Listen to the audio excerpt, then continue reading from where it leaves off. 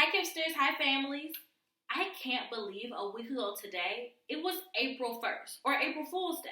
It's been 7 days since we wrote about a time we threw a prank on someone else. Today's writing topic is going to be a little bit different, but it should be really exciting.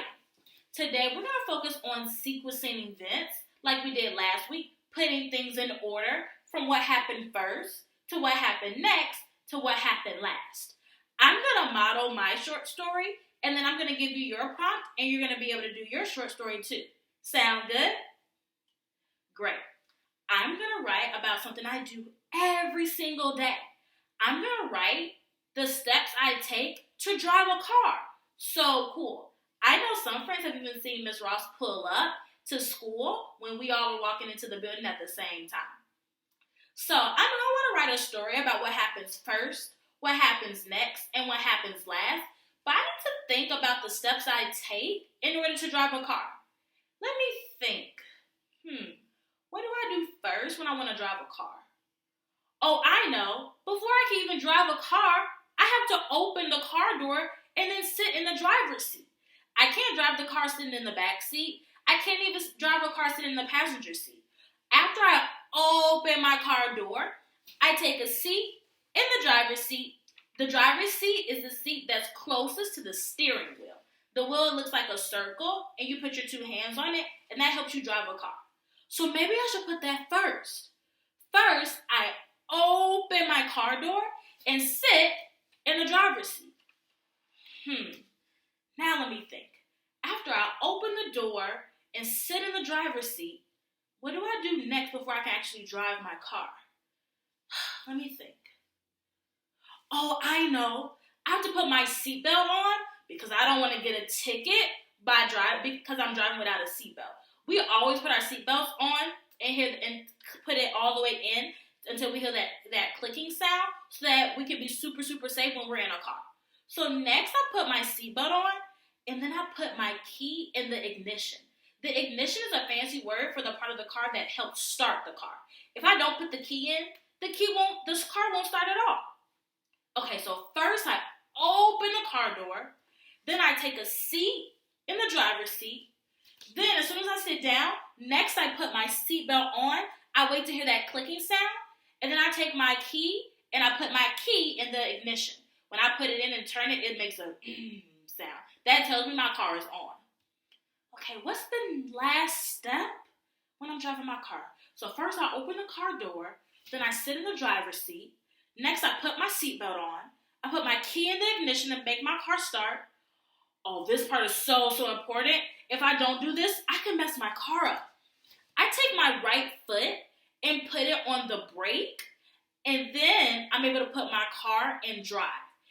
People that put their car in drive allows them to drive off once everything is said and done, or everything is ready for the car to go forward. So, I put my foot on the brake. I put the car in drive. I know it's in drive when the D is highlighted or has a little green circle next to it. And then I'm ready to go wherever I want. So let me go over my steps again so I remember what happens first, what happens next, and what happens last. So let's say I want to go to the grocery store. First, I open my car door and I take a seat in the driver's seat. Then, because safety first, I put my seatbelt on across and wait to hear that click so I know that it's all the way in. Then I put my key in the ignition to start the car. Then I put my right foot on the brake, put my car in drive. That means I look for the letter D and look for the little green highlighted button to put my car in drive. And then I'm all ready to drive safely to the grocery store. Did you know these were the same 3 steps I take every single day when I go to school? I make sure I do everything that happens first, next, and last so I can get to my destination or so that I can get to school nice and safely. Let's see how I put my steps in a short story.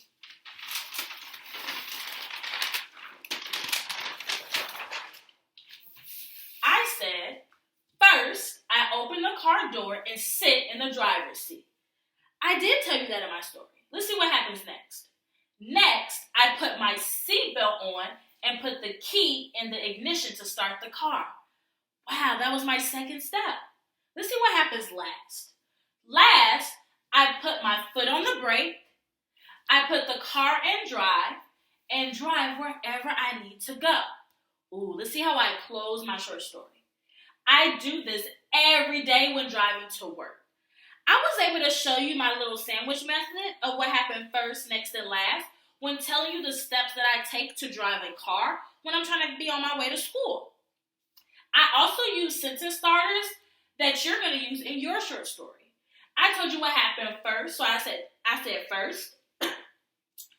I told you what happened next, so I used the word next. And I told you what happened last, so I used the word last. You all are too young to drive a car, so that's not the writing prompt you're going to use today. You're going to write about how you get to school.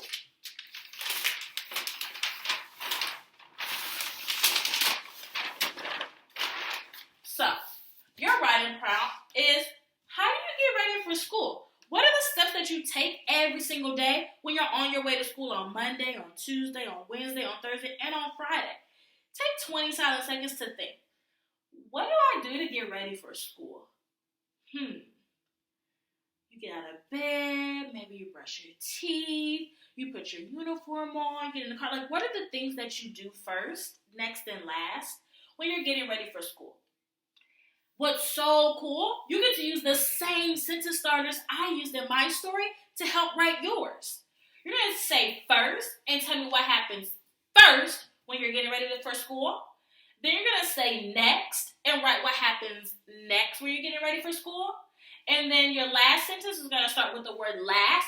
You're going to tell me what happens last when you're getting ready for school. So, don't worry. I know I went over this a little quickly. If you push the space bar on your laptop or click the pause button, you can pause me talking and you'll be able to see your sentence starters and your reminders of what to do to be a great writer on your screen. Remember these 5 things when writing your short story. Always, always, always start your sentences with a capital letter just like I did.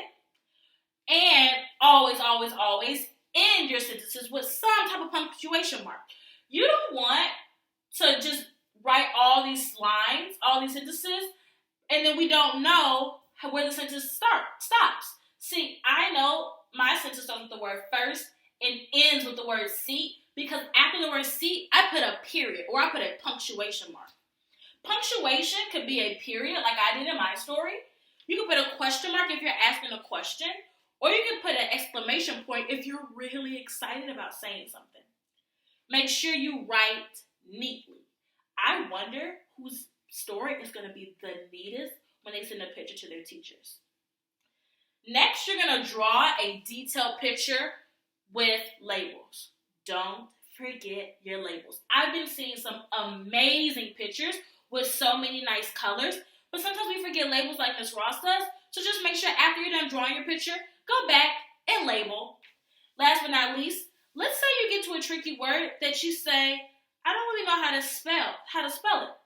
That's okay. When we get to tricky words, we say the word, we stretch the word out, and break the word down.